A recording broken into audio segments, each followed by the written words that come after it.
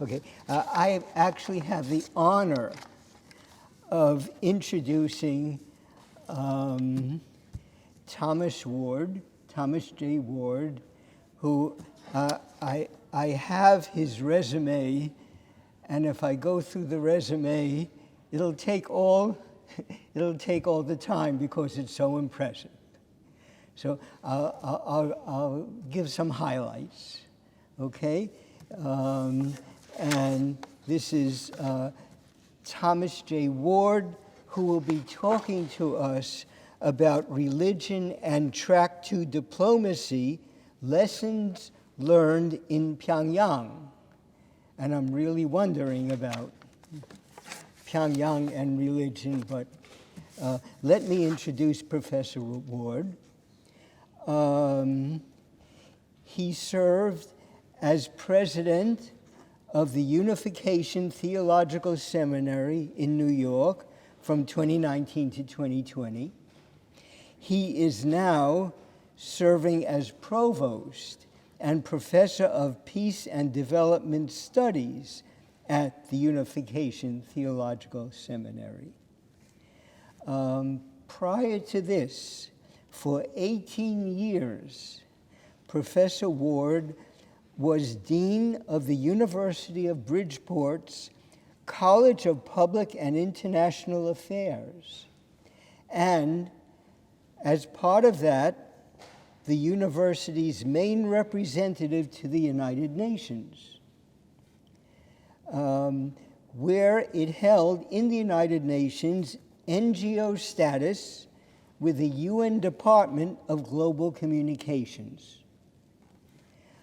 Graduates of his college, I won't go through everything, but graduates of his college have been serving and served through many United Nations and international organizations, just UNESCO, UNICEF, Council of Europe, U.S. Department of State, and more. His writings are in many journals, East Asia Quarterly, International Journal of World Peace, etc., etc. He has been a Fulbright Scholar and a Taiwan Foreign Ministry Research Fellow. And this is amazing. He has been a guest lecturer both in mainland China, the Academy of Social Science in Beijing, and on Taiwan, the Academica Sinica's Institute for Modern History, now in Taipei. He has lived, worked in the United States, Europe, Latin America, East Asia.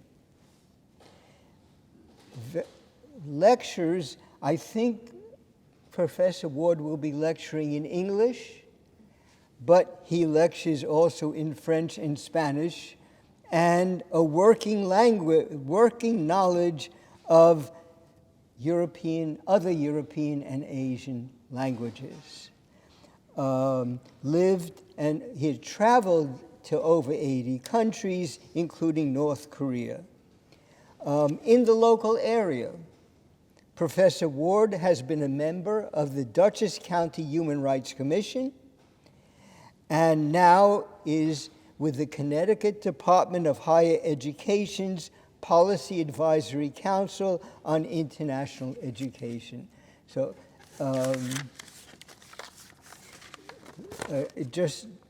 I'm so anxious to hear, because with such an impressive resume, I'm going to take out my paper and start taking notes. Professor Ward.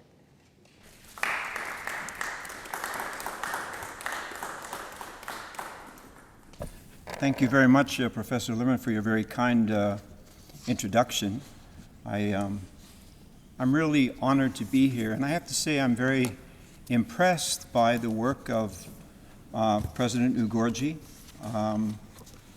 He's, if I ever need a conference manager, I'm going to hire you, so I'm just amazed at how well you've organized everything, and I've seen over the past I guess, 3 or 4 months in our communications that you have really done a remarkable job, and I really want to thank you for that. There's a story about a woman who went one day to a pet shop. And she went into the pet shop and she said, "I'd like to buy a canary. And, but it really should sing well." So anyways, she listened to different, and she finally picked this one canary, and she took it home, and just the whole house changed because of the beautiful singing of this canary. But one day she looked very closely at the canary, and she noticed that it had only one leg. And she became a little bit indignant. And she packed up the canary, and she took it back to the pet shop, and she said, "This canary you sold me, it only has one leg." And the pet owner said, "Lady, make up your mind. Do you want a singer or do you want a dancer?" And I guess I share that story to start because I think I'm a one-legged canary. And I think that as I present, you'll probably perceive that. But I think you'll also probably sense that I have a unique experience to share, and I hope that it will contribute to the conference and the objectives, the aims, and the spirit of ICERM. So without further ado, let me go ahead and get started here. First of all, I'm going to be speaking about North Korea for quite a bit of my talk here. And I just want to clarify that North Korea is referred to in different ways. It's referred to as North Korea. It's referred to sometimes by its capital city, Pyongyang. It's also referred to as the Democratic People's Republic of Korea. And some North Koreans do not like to be referred to as North Korea, so I will tend to speak here using the term DPRK, but I will occasionally use also the term North Korea. So Democratic People's Republic of North Korea, it's DPRK. And the Republic of Korea, or South Korea, is the ROK.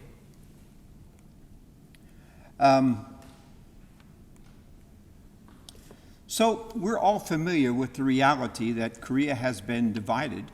It's been divided since the end of World War II. And it's been divided, and there are two major powers that are involved in the Korean Peninsula, not just North and South Korea, but the United States is heavily invested and has a treaty, a protection treaty with the Republic of Korea, or South Korea, and China has a protection agreement with North Korea, or the DPRK. That means it's very simple for us to face a world war if ever things get out of hand in either of those two locales. And you might say, well, how did Korea end up being divided? It's very strange, isn't it? Because if you think about it, in World War II, at least as far as the Pacific War is concerned, the perpetrator is typically recognized as clearly being Japan. In the case of Europe, it was Germany. Now, Germany got divided. But in the case of Japan and Korea, which was wholly annexed, into Japan, was the one that ended up being divided. Instead of Japan being divided, it was Korea that ended up being divided, and it still remains divided until today. If you go to Pyongyang, this is the Pyongyang Arc of Triumph. It's about 10 meters higher than the Arc of Triumph in Paris. It's a little bit bigger. And this is the Juche Tower. Juche thought, or Juche Sasang, is the thought of Kim Il-sung.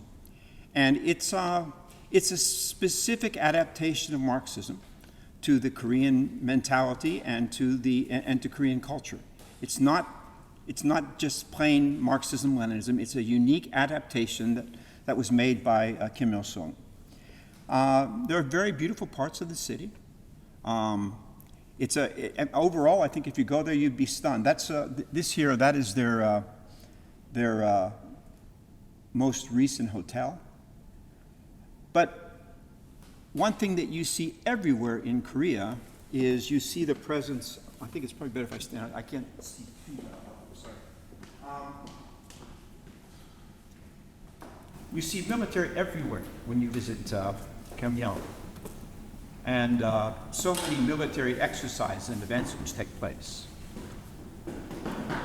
North Korea has 950,000 active troops in a population of 25 million. They have almost 1 million active personnel. And South Korea, which is about twice as large in terms of population, about 51 million, they have 625,000 active military personnel. Now you put those two together, you're talking about a population of in total, about 78 million people. And you compare that to the United States. The United States has 1.4 million active personnel in a country of over 300 million. But in the case of the Koreas, the two countries combined, you're talking about active military, which is more than 100,000 larger than active military of the United States when you put those two together. U.S.-DPR relations, we know they're a mess, and they have been for a long period of time. Going back to the Korean War, a war for which there's no treaty, I think many of you are aware, and likewise the 1968 capture of the USS Pueblo, probably an event some of you are not aware of because you're too young to be aware of it. So anyways, that was a major event, a ship that was taken by the North Koreans, about 78 U.S. personnel that were taken and were held. There was an axe incident involving North Korean and U.S. soldiers that happened in what's called the DMZ, the Demilitarized Zone, the area between the two Koreas, the 38th parallel, which took place in 1976, where about 4 U.S. military soldiers were killed. There was the 1978 bombing of Korean Air Flight 858, in which a very significant portion of the cabinet of the Korean government, they were all on that flight. And the bombing took place. We know this woman, her name is Kim Hyun-hui. She was a North Korean who was able to present herself as Japanese. She was the person that was responsible for placing the bomb on that particular plane. She confessed to that. And the ongoing thing about missiles, which everybody knows about, the situation with North Korea, they now are estimated to have about 80 to 90 military nuclear weapons. And the United States identified the weapons in North Korea they saw the process beginning to occur in 1989. So this has been a long period of time, more than 30 years that this process has been ongoing. Kim Il-sung, founding president, he served from basically 1950 to 1994. And Kim Jong-il, his son, served from 1994 to 2011. And Kim Jong-un, the current chairman of Korea, he has been in power since 2011. Consider it. We've had 14 presidents since 1950. Korea has had 3. And if somehow Kim Jong-un lives as long as his grandfather did, then there will be 7 more 2-term American presidents that could be added to this.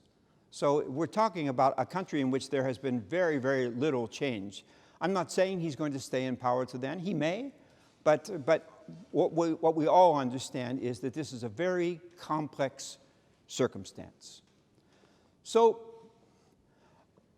if you visit the DPRK, you'll find that Kim Il-sung, the founding president, and his son Kim Jong-il, they are present everywhere as virtually demigods, if you will. And there are 70 bronze statues of this type located in various strategic places all throughout Korea. They have great respect for him and for Kim Jong-un. There has been a whole lineage of respect and recognition. And there is a deep sense of dissatisfaction, and intrepidation towards the United States. This is the Shincheon Museum. If you visit this museum in Pyongyang, it points out all of the atrocities that Americans have committed against North Koreans. And North Koreans being burned alive, North Koreans being quartered, North Koreans, this is a woman who's has a nail being pounded into her head because she wouldn't go along with something that they wanted, or simply a Korean woman being tortured.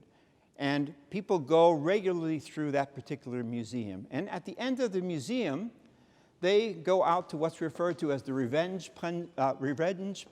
pledging place. And it's a spot where they make a commitment to stand up and to oppose the United States.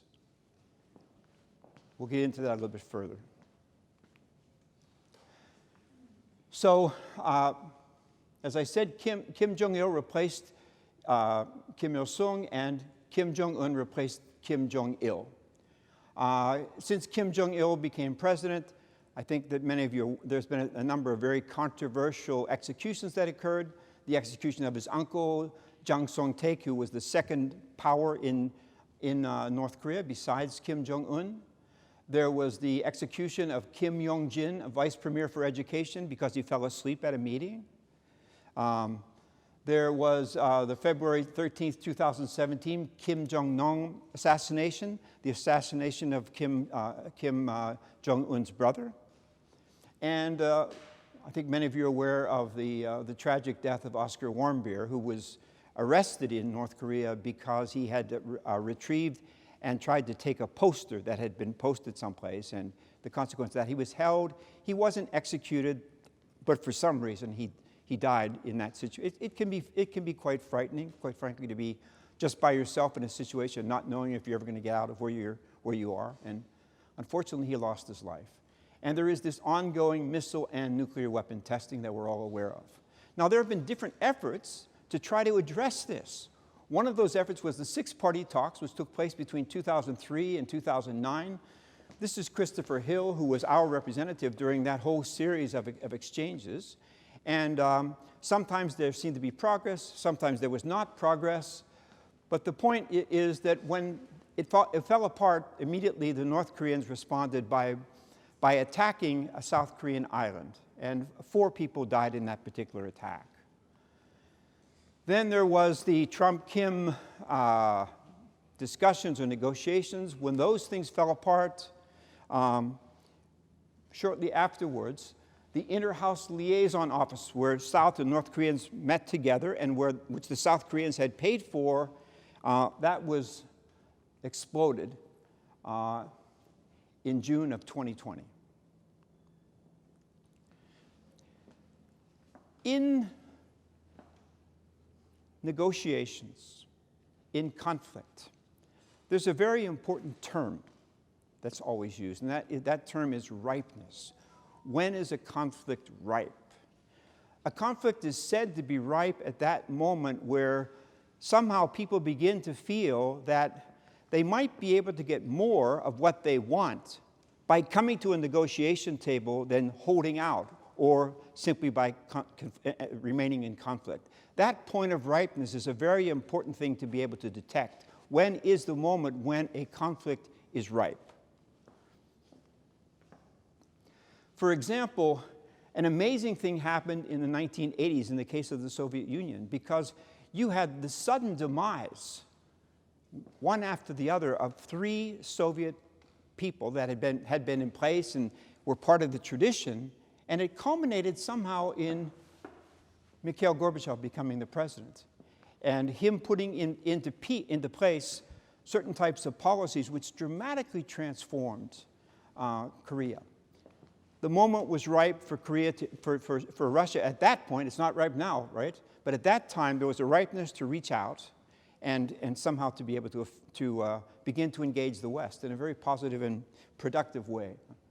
Unfortunately, I think we could have done much more than we did. Okay, what role can track to diplomacy? And more religiously, what role can track to religious diplomacy play in the sponsoring of ripeness. So this is where the one-legged canary comes in, because I want to talk about two religious groups that have been very involved in North Korea. One of them is the Billy Graham organization, and the other is the Sun Myung Moon organization. And those two organizations have been very much involved in North Korea for more than 30 years and have been involved in a variety of developments there. And I want to talk a little bit about those. My talk this afternoon will focus upon the Billy Graham organization. The reason for that is because most of my work in that area is just pure academic research. In the case of the movement of Reverend Moon, because I have a connection with that organization, and also have had personal experiences in North Korea. Because of that, I'm going to speak about that primarily this morning. I hope it will be helpful. Okay, we know that modern religious actors have been crucial in what's known as conflict transformation. Gandhi, what an incredible figure! Consider what he did. You know, he liberated, you know, almost 1 million people, based upon satyagraha, based upon nonviolence. Incredible figure. And Archbishop Desmond Tutu, who played such a crucial role in terms of track 2 diplomacy, with dealing with the whole problem of apartheid in South Africa. And just amazing. He was this incredible source of peace, inspiration, but also justice that could move people and be able to make a huge impact. And I'm going to talk a little bit later about the community of San Egidio in the case of the War of Mozambique. I'm going to conclude by talking about that a little bit. So, Pearl Harbor, December 7th, 1941. Most Americans were shocked by Pearl Harbor. But if we had had, at that time, more track 2 diplomacy, more informal diplomacy, we could have known easily what was going on. There was an incredible echo of dissatisfaction with the United States, a sense that the United States was preventing Japan from becoming an empire, particularly in terms of having access to certain types of, obviously, oil, having access to certain types of minerals and things that were needed for their projects. The United States didn't want Japan to grow too much. And that was causing an incredible amount of dissatisfaction. Now, excuse me. The Tojo cabinet in World War II, there were different voices in that cabinet. The cabinet that was responsible for the attack on Pearl Harbor. One of those was Yoshimichi Hara, who was very much, basically, we have to try to avoid conflict. That was his sense. He wanted to try to find a way or a means to avoid having a war. But at some point, the frustration reached the point where even he gave up. We're going to go to war. And when that, if we had had more signaling, we would not have been caught by surprise, you know. I live in Hyde Park.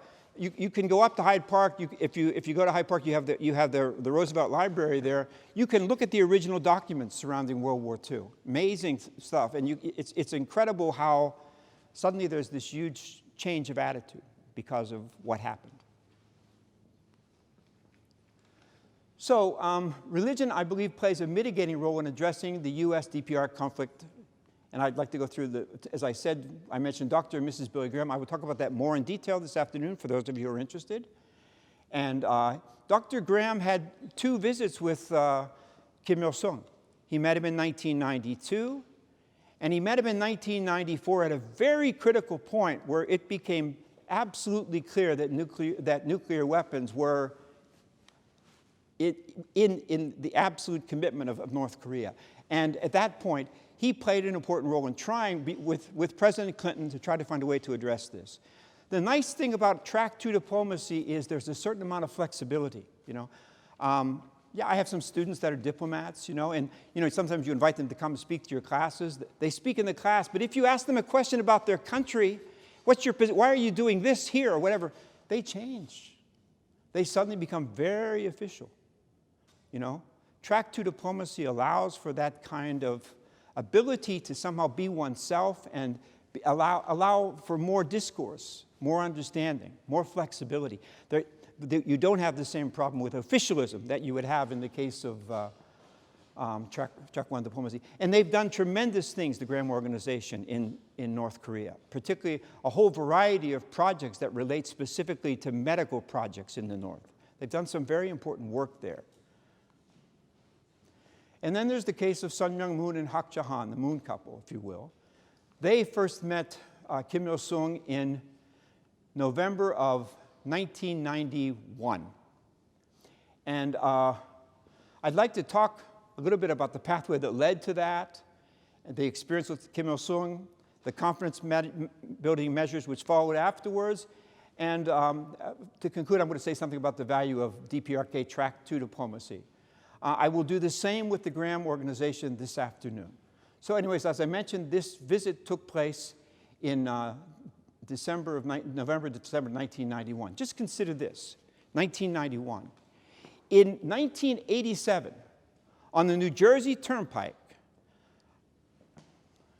a Red Army terrorist, you know Red Army is headquartered in North Korea. A Red Army terrorist, his name was Yu Kikimura, was arrested. He had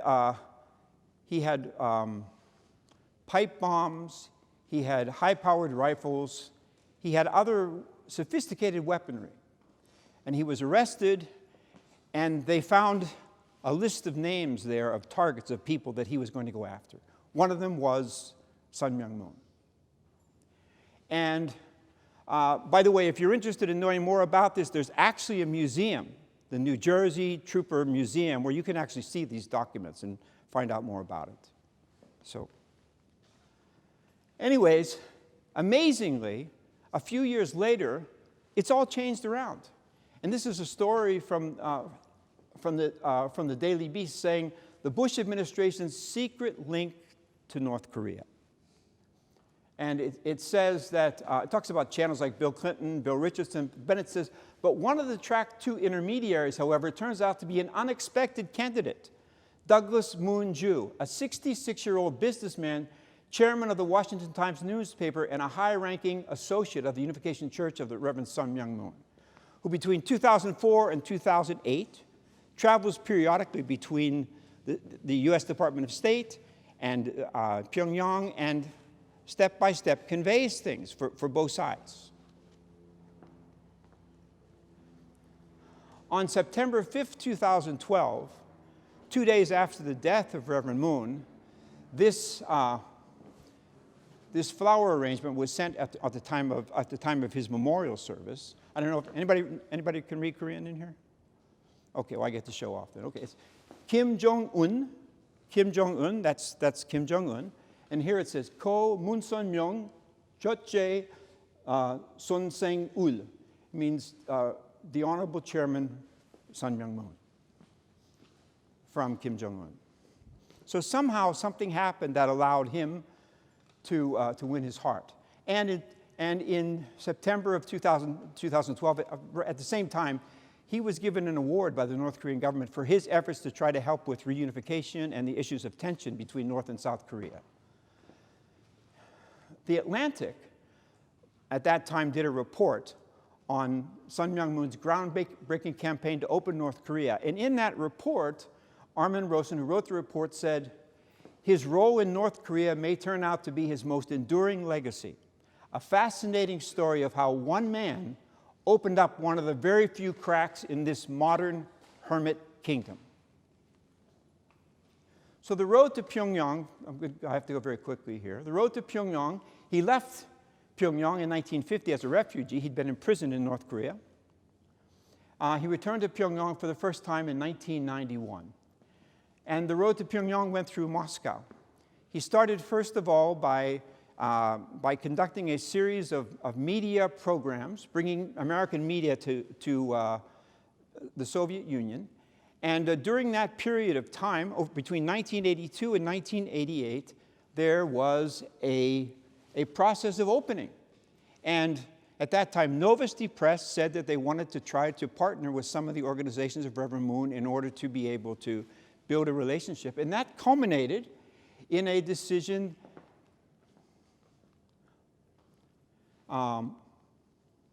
with Novosti to have a conference which took place in Moscow. And at that particular conference, there was a meeting between Reverend Moon and Mikhail Gorbachev. And there was a second meeting also between Reverend Moon and Mikhail Gorbachev at a cultural program that they sponsored at the same time in 1990.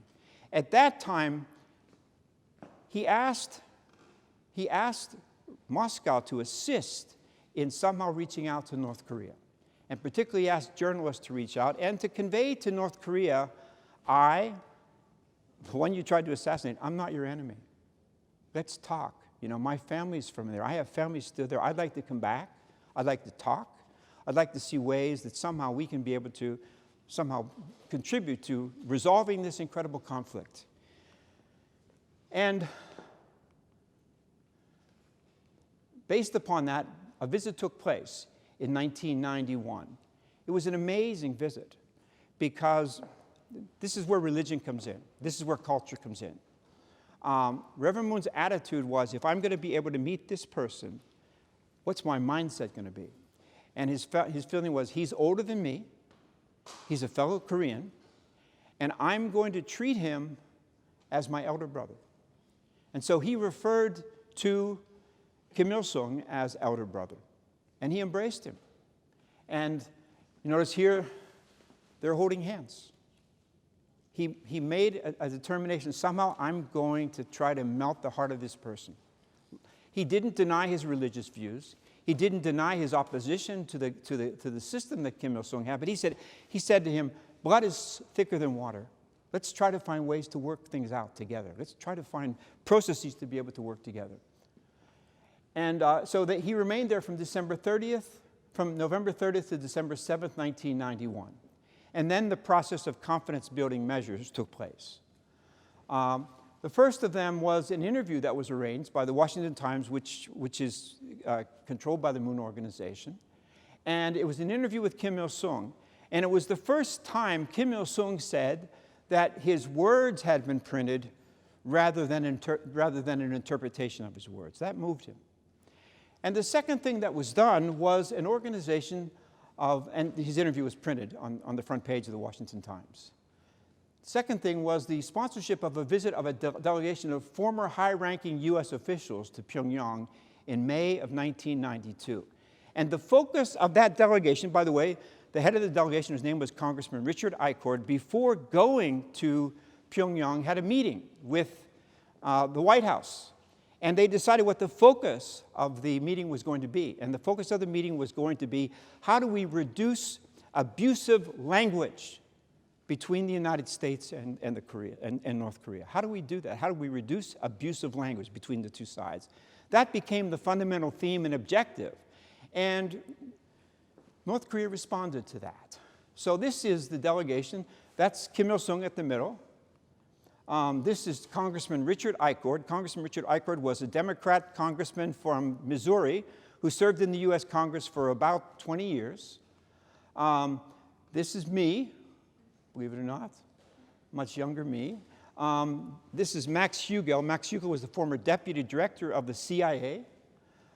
This is John Holdridge. John Holdridge was the former assistant secretary of state for East Asia.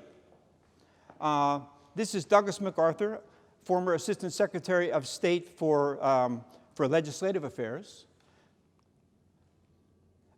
This is David Cargo, former governor of New Mexico. And the rest of the people, all those arrows, those are all former members of Congress. So long story short, they came, they wanted to discuss about this statement, how to come together, and what steps could be taken to begin to address the problem of abusive language. And we had several meetings, but at one of those meetings, we sat at a table. This is a North Korean table, but the table that we sat at was twice as big as that one. There were 60 people at the table, 60 people at the table. And as we sat, our delegation, the American delegation, we made a very big mistake. The mistake that we made, and everybody meant well, the mistake that we made was that we decided that only one person would speak, Congressman Eichord, nobody else. The rest of us by the way, I shouldn't have spoken anyways, I had nothing to say, but there were important people there that should have had a chance to speak. But only Congressman Eichord spoke. And it was embarrassing. It was embarrassing. Kim Il-sung, had met with Stalin, had met with Mao, had dealt with Truman, had dealt with Eisenhower, dealt with all. This guy was huge. When you sat, you just recognized, really, what an incredible person this is. And here's this very nice, polite congressman from Missouri, but frankly, the conversation was dead. It was embarrassing, And anyway, it was very, very disappointing. Well, guess what happened? After the meeting, the other attendees at the conference, they became furious with Congressman Eichord. You did a terrible job. Why did just you speak? We should have all been able to speak. That was very embarrassing for all of us, what transpired there. Poor Congressman Eichord, And then the next day was our last day.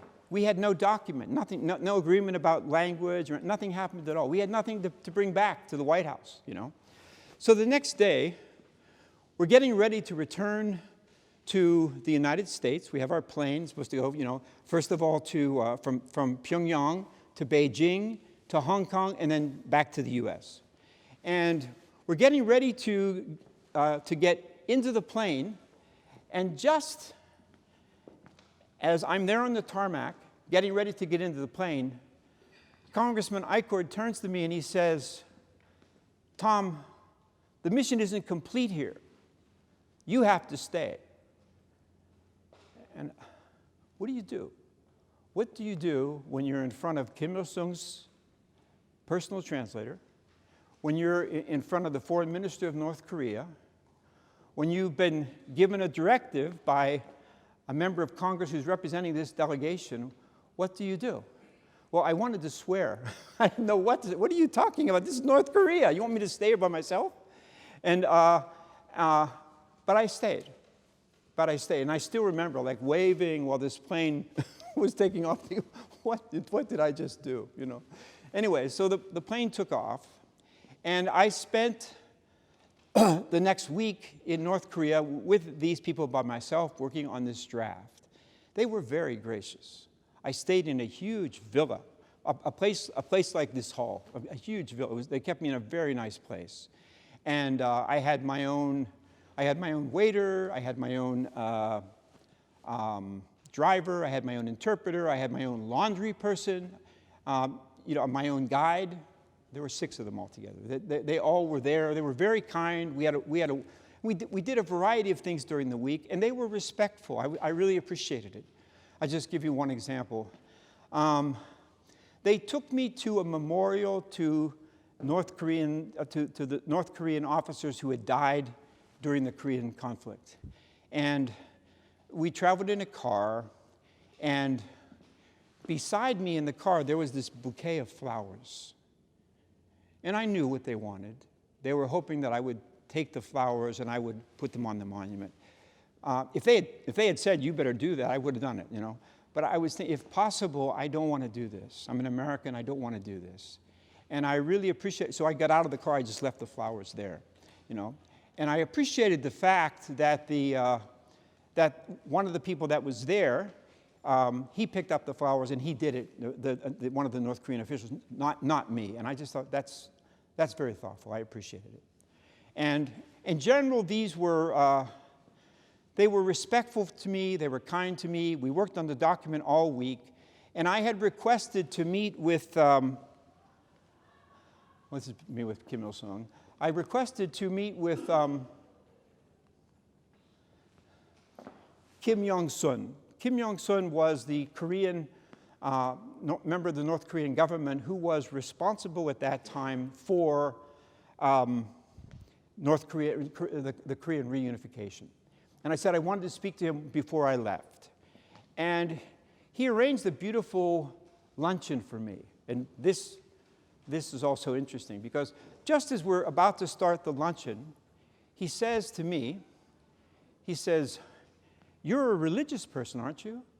And I said, "Yeah, I am a religious person." He said, "Well, religious people, they pray usually before they eat, don't they?" I said, "Yes, we usually pray before we eat." He said, "Well, would you mind praying before we have this luncheon together?"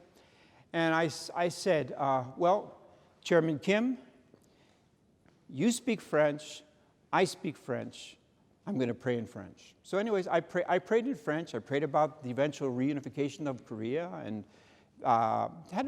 it was just a prayer and then blessing the food.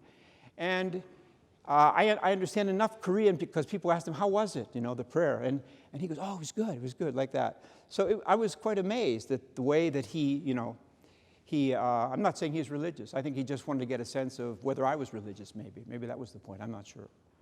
But anyway, we had that meeting together, and what he said to me was, he said, you drafted a paper talking about dealing with the issue of abusive rhetoric. I like the paper, but the Minister of Information does not like the paper. So therefore, it's not going to be published. It's not going to become an official statement by North Korea.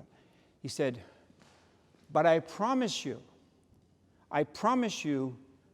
that we're going to do something. We're going to do something. So I returned to the United States on June 6th, and the 23rd of June, I received a phone call from Ambassador Ho Jung, who at that time was the DPRK, North Korean ambassador to the United Nations. And he said that he wanted to meet with me and Congressman ICERMediation for lunch the next day. So we met at a nice restaurant in New York the next day. And when we met, he talked about Hate America Month. In North Korea, there is something called Hate America Month. It takes place from June 25th. June 25th is the day when the Korean conflict began, until July 27th. July 27th is the day when the armistice was signed between North Korea and South Korea. Between the United Nations, China, the United States, and the partner countries at that time. And so during that period of time, they have all kinds of demonstrations against the United States, and little kids shoot at American soldiers, and depictions of American soldiers, and all types of things. This is what America, the evil something or other.